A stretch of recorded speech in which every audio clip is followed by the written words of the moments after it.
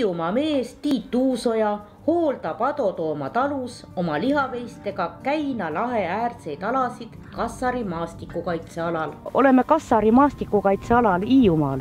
Olete siinkandis tuntud lihaveisekasvataja. Ometi kasvatasite varem piimalehmi, et miks piimakarjast loobusite?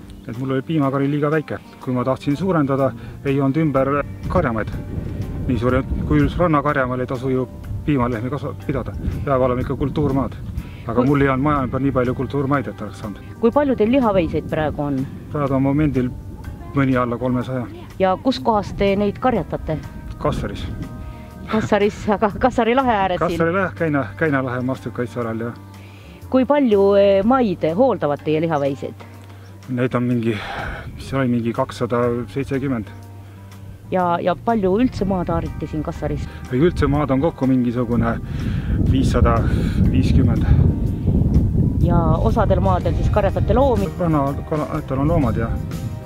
Ja ülejäänud aladel? Ülejäänud on siis sõdavarumine ja must on siin metsaalad, kus mitte nad ei toimu. Aga tasub ära siis nagu lihaveisekasvatus piimakari asemel? Aga kui ei tasuks, siis ma ei peaks.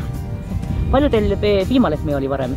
No, kõige paremal ajal oli mul 32 lehma. Kas nüüd hiidlased on, väga paljud on vist loobunud viimasel ajal piimakarjast? Siin on ikka jah, sest mul on Kassaris on praegu viimased paar piimalehma, mis mul on, jah. Siis on piimalehmade Kassari peal kõik. Ja kuhu te lihaveise liha turustate? No praegu on Märjamaa lihatõhtus.